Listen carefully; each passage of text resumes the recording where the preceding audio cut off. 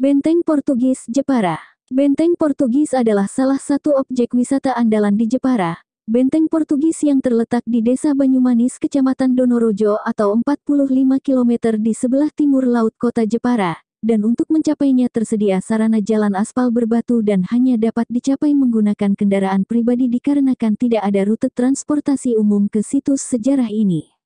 Dilihat dari sisi geografis, benteng ini tampak sangat strategis untuk kepentingan militer khususnya zaman dahulu yang kemampuan tembakan meriamnya terbatas 2 SD 3 km saja.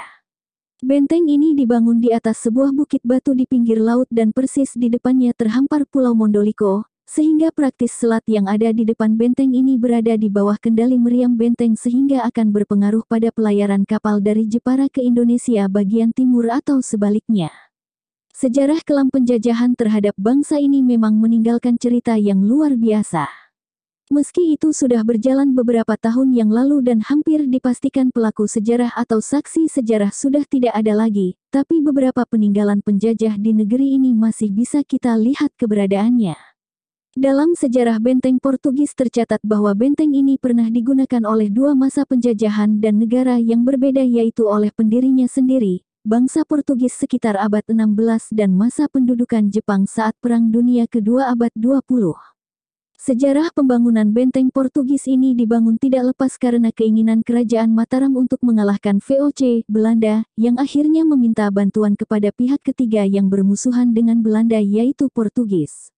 Sebelumnya diceritakan pada tahun 1916 kota Sunda Kelapa, Jayakarta diduduki oleh VOC Belanda dan merupakan awal pendudukan imperialis Belanda atas bumi Indonesia.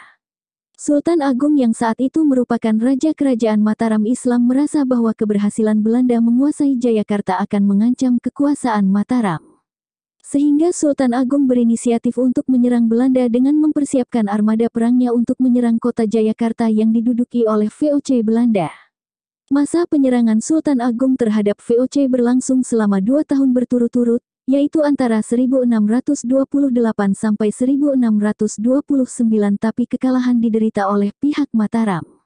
Atas kekalahan tersebut Sultan Agung berpikir bahwa kemenangan atas Belanda dapat diraih jika serangan dilancarkan dari dua arah secara bersamaan, yaitu dari darat dan laut. Sedangkan pasukan Mataram hanya mahir dalam peperangan di darat. Untuk itulah Sultan Agung meminta bantuan kepada bangsa Portugis yang saat itu adalah seteru dari VOC. Itulah sebabnya kenapa ada benteng Portugis di kota Jepara. Bangsa Portugis hanya sebentar menempati benteng ini. Ada dua versi cerita yang membuat Portugis meninggalkan benteng ini. Versi pertama, banyaknya korban yang berjatuhan serta menghilang secara misterius dari bangsa Portugis memaksa Portugis meninggalkan benteng ini. Konon di sekitar Pulau Mandalika terdapat pusaran air laut yang menurut cerita rakyat, pusaran air itu adalah pintu gerbang keraton Luweng Siluman yang dirajai oleh siluman buaya putih.